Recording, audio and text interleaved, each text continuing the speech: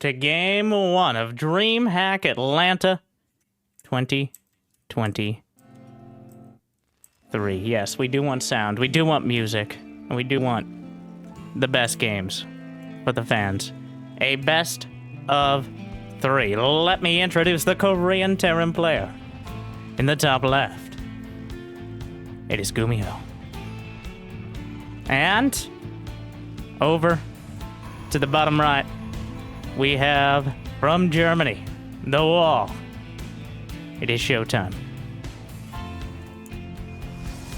Best of 3, PVT, kicking things off on Golden Aura. Oh my god. It wouldn't be another day at the office without having to adjust the amazing Terran music to start things off.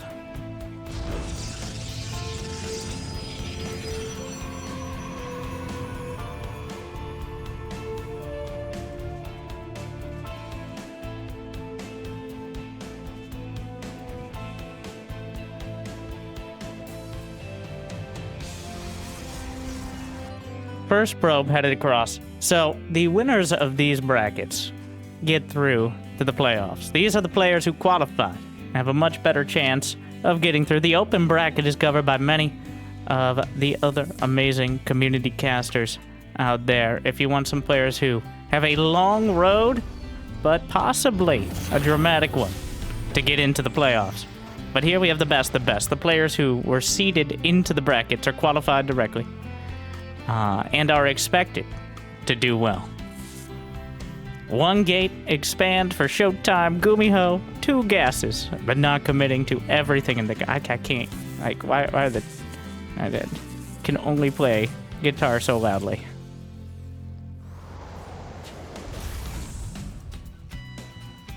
First probe gets in, and we'll get a look around. The early tech play has become the default in Terran versus Protoss, as otherwise you can't really keep control of the situation. With the new Cyclone, not so new anymore. I think at this stage it's kind of played out, but the new glass cannon sort of Cyclone that you can build without a tech lab, but instead with just a naked factory or reactor, creates a very different early game than previously in PvT. Just the threat of it kind of defines a lot of the early builds. It means Protoss has to be very respectful of the potential of that Cyclone early on. First Reaper pokes in. Did he get vision of the Stargate? I don't think so. Yeah, he didn't get up there. He's just building Hellions. This is not TVT, GuMiho. Double Reaper Hellion. It isn't out of the question here, but it is a fragile build.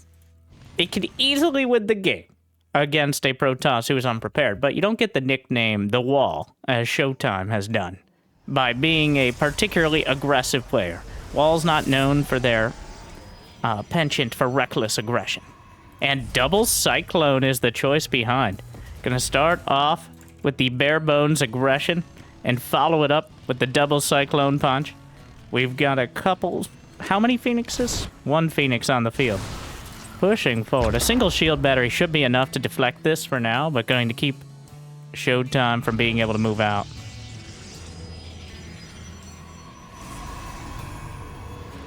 Still, no vision for GuMiho, but might suspect the Stargate based on the lack of really anything else on the field. 2 Adepts, a Stalker. Alright, it's probably not going to be Blink. He's sitting at home waiting for anything to try to come in. But it's not an Oracle. It is those Phoenixes early.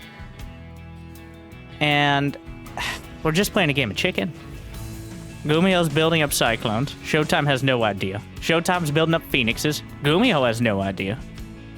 Whoever's able to get knowledge of this first will have a distinct advantage. The Cyclone versus Phoenix interaction. Cyclones beat Phoenixes. If they have the numbers. They have that bonus damage to mechanical.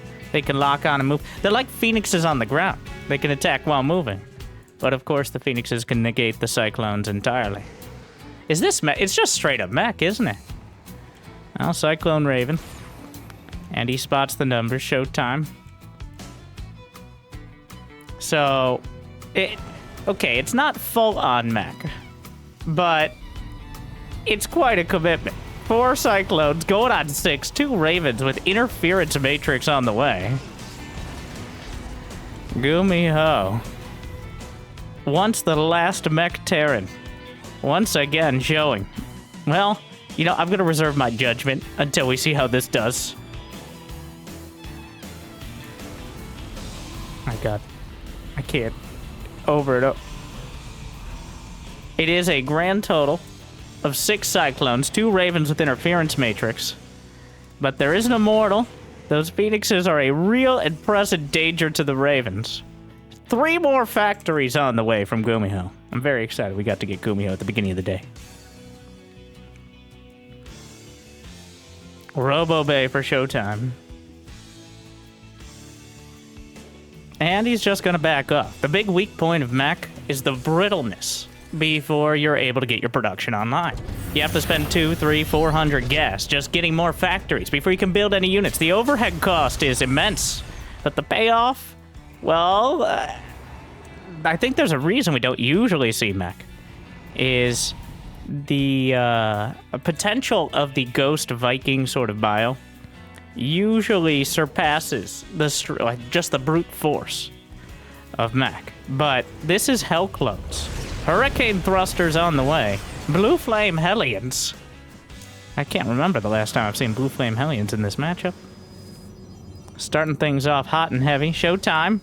Kind of trying to get... he knows now. He's seen 3 factories. He knows about the Starport, of course. He saw the Ravens. So despite everything here, there's been 1 probe. There's been a lot of flirting back and forth, skirmishes across the map, but overall, nothing particularly devastating.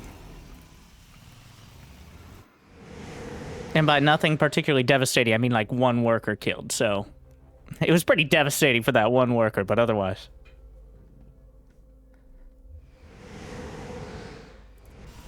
The Liberator count growing. And GuMiho. Wow, that is it. Pulling some tech to boys as well. GuMiho with 3 siege tanks.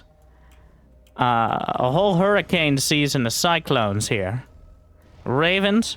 ShoWTimE has a Colossus, a much more conventional Protoss army composition. And Cyclone speed is now completed. And scrambles 1 Colossus. Force fields. Hold the door here for now, but the Liberator's over the top. And this army is looking pretty devastating at the moment. I don't know. Charge is about to complete. That is required to deal with this. Scrambles the Colossus again. Charge lot's moving in. Shield battery overcharge, helping out a lot. Picks up some of the Cyclones. The siege tanks pounded away on the back line. Phoenixes knock down the Ravens. The Colossus is unleashed. Phoenixes try to pick up the tanks. Put them down, says the Cyclones. Cyclones again. Back and forth. Liberators. Siege tanks. And the Immortals coming up, but there's no anti-air left for the Liberators. And the attack will continue. But the Immortals are more than a match for the Cyclones without the Liberator support. And the battle, I think, ends up in favor of the Korean Terran, targeting down that pylon. And now the 3rd base is vulnerable. The Liberator's providing air support here. And with it, GuMiho may very well be able to break through. ShoWTimE has the supply lead, but all of that is in probes that are currently being slaughtered. And GuMiho opened the Stalkers aren't enough. The Liberators are just ping cushioning the Immortals, as well as the Colossus taken down. Runs into Liberator range. The Cyclones run in circles around the Zealots. The Liberator takes out the last Stalker. And GuMiho takes game 1. You have my attention. Well, a mech Terran versus Protoss to kick things off. A successful one. And that, GuMiho, it looked like ShoWTimE might hold, but the Liberators, 4 Liberators added in, and the Cyclones, Phoenixes are gone. As soon as they tried to go, what I was amused by is that until he picked up the tanks, GuMiho didn't seem to care about the Phoenixes. As soon as he went for the tanks, no, those Phoenixes gotta go. So, well, definitely one of the more interesting games I've seen in quite a while. GuMiho been sitting on this mech versus Protoss style.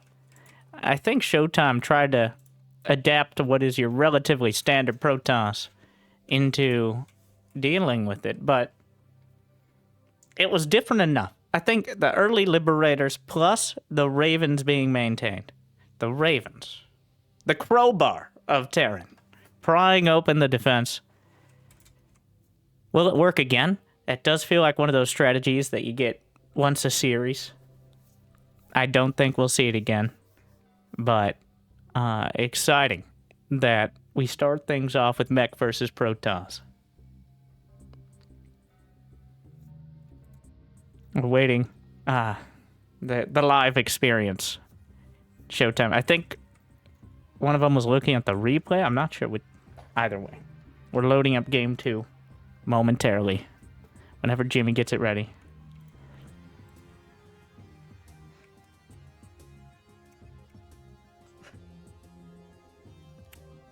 Well, the Cyclones became a little more relevant. I was doing the normal filler commentary of, well, the Cyclones are different now. And that's something to talk about for the first 3-4 minutes of the game, something like that. Well, the Cyclones are certainly different now.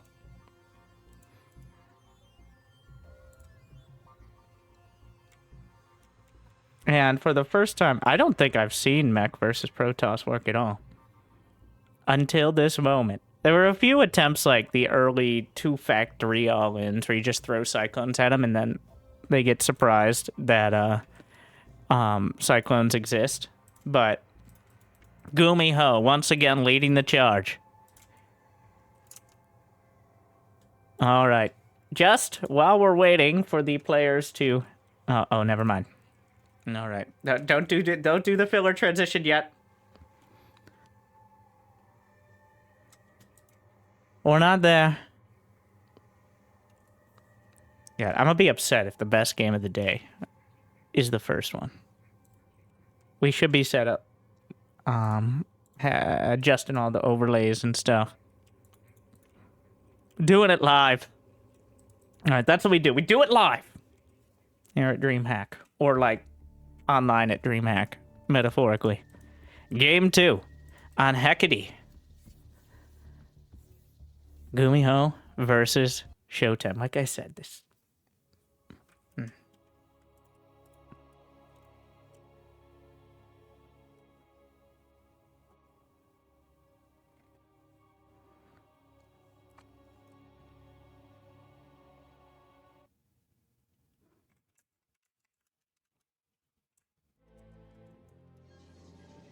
Here we are, and on my opinion, the most beautiful map in the map pool.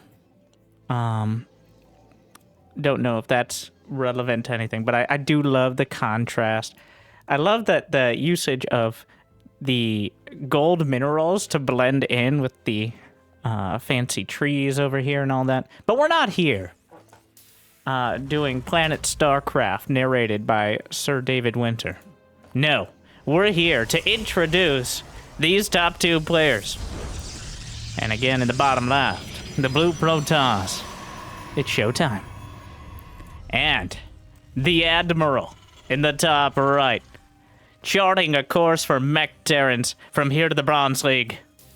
It's GuMiho.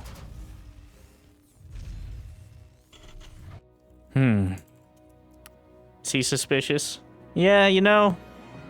It wouldn't be the first time a Terran followed up a comfortable build order victory with a proxy racks to try to close things out. But ShoWTimE, playing it safe, taking a look around. Didn't quite adapt quick enough last game, but I don't think that'll be a trend that continues. Not even bothering to scout across the map, just making sure there's nothing nearby.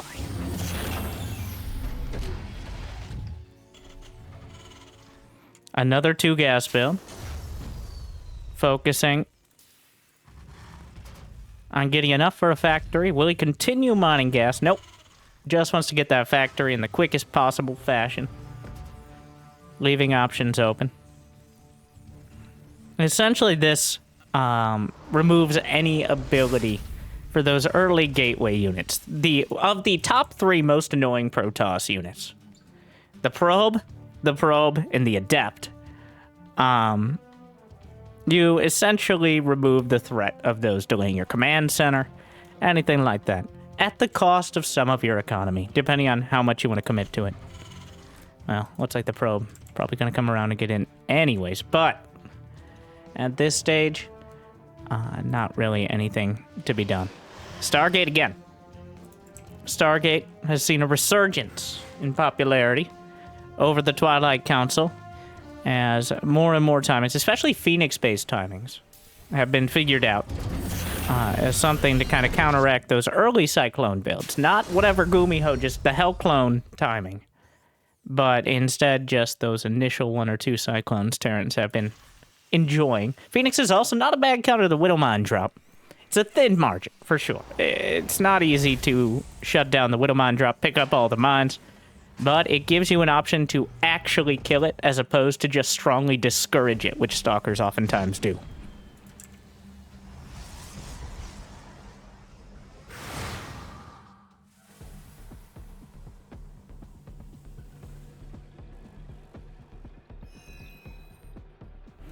Reaper.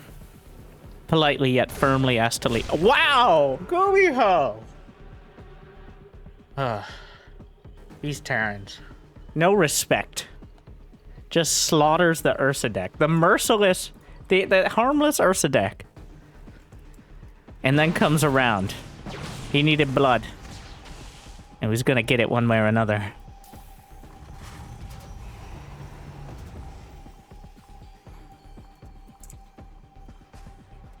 Double Cyclone. Looking to intercept anything out on the map. And here comes a medevac as well. Full of Marines. So ready to go. No Reaper wall for ShoWTimE though. He has a shield battery set. Warp gate opening up. 3 Phoenixes complete. On paper, he has the tools to defend against this. But GuMiho is going to be laying on the pressure. The medevac intercepted. Taken out. Oh, all the Marines are able to unload, though. And even 8 unupgraded Marines are still angry enough to get some damage done. There is a shield battery in the main. The Cyclone's boxed out by the Phoenixes. 3 probes down so far. Make that 4, and counting. Able to burn through the battery for the most part, but diffused. The Cyclone's chased down. Picks up the second one. And knocks it down as well. And ShoWTimE, able to block on both sides. Suffers 5 probe losses, but gets the medevac, both Cyclones, and all the Marines. And I think that is a victory here for the German Terran. Nope. Protoss. So close. You got it. Liberator. Sieging up. On paper, not so great when Phoenixes are on the field, but the Phoenixes on the wrong side of the field, and GuMiho chose his timing well. 3, 4 probes, and forces a recall. Gets 5 probes, denies mining at the base. Continues to deny it, and all those little gains that ShoWTimE was able to add up, well, they just evaporated. The Liberator, barely more costly than a single Phoenix, gets the probes, gets the mining time. The entire base of mining time, all right? That's worth mentioning. It's not just that caster thing we talk about.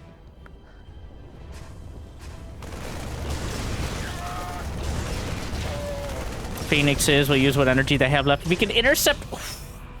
If he can get the... He's just going to hunt it. He might lose it.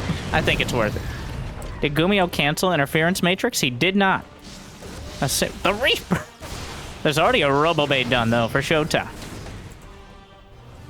So, overall, ShoWTimE diffusing the situation. GuMiho catching him off guard.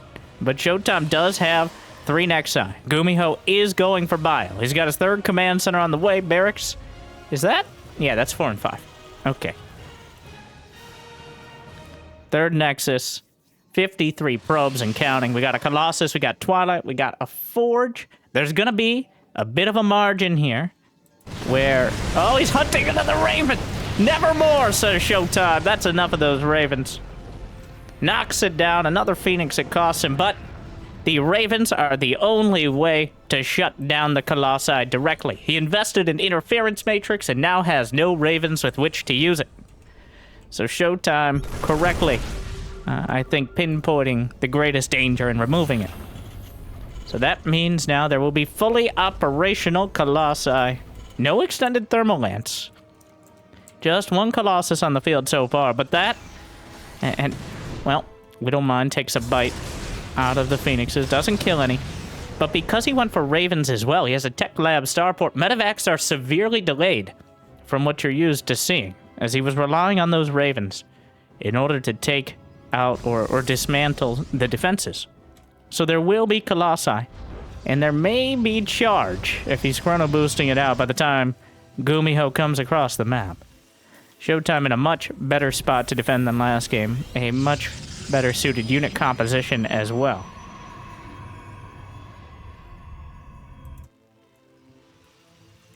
Double Starport. I do love how even when he plays Bio, he still leans on the mech. GuMiho not gonna shy away from double Starport early. Scan. Oh! ShoWTimE actually just reveals the second Colossus, going to try to intercept out on the map. Charge still a little while out, but 2 medevacs of Bio is not going to be enough to challenge 2 Colossi.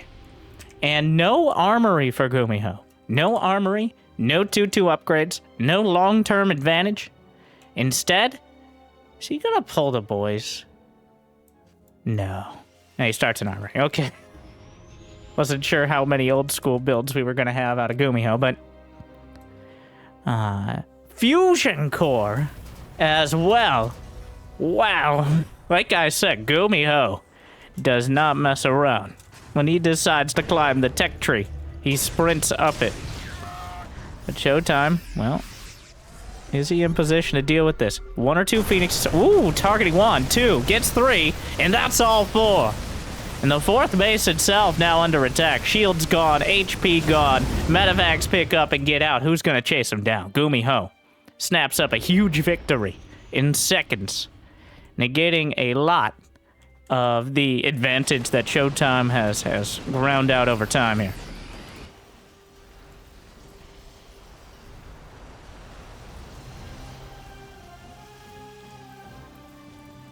Don't judge. We're just gonna keep going back and forth on that all day, as is tradition. 4 Liberators on the way now.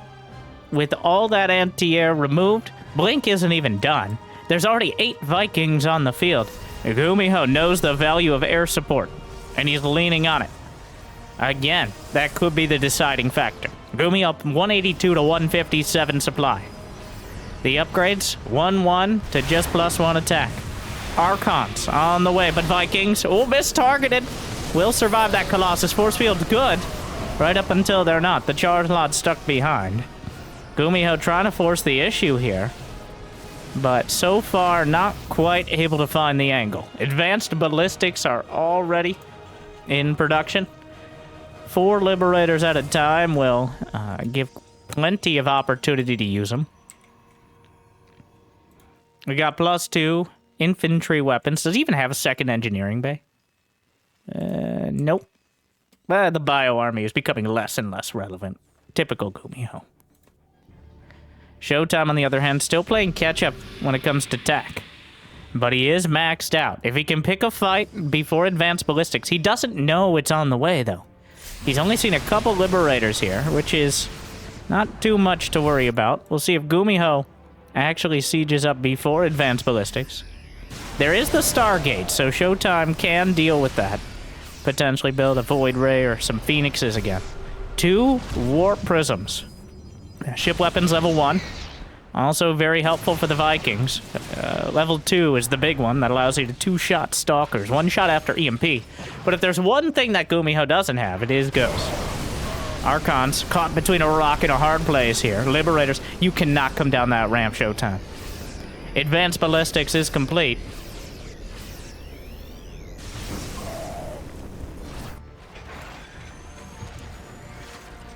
More zealots being ordered. He can't touch it. It's untouched. It's barely touchable.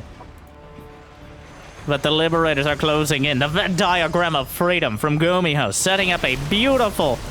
that is so many Liberators. ShoWTimE blinks forward. This is such an awkward angle. The Liberators just unloading on the ground army.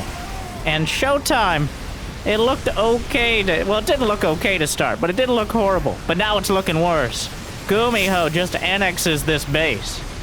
And now ShoWTimE has to run away from the rest of his forces. The rest of his Nexi has to recall back if he can. He doesn't have the energy at the base he needs it. And it looks like GuMiho might be able to close it out right here and right now. ShoWTimE going for a half-hearted base trade, whereas GuMiho is claiming all of his. GG, 2-0.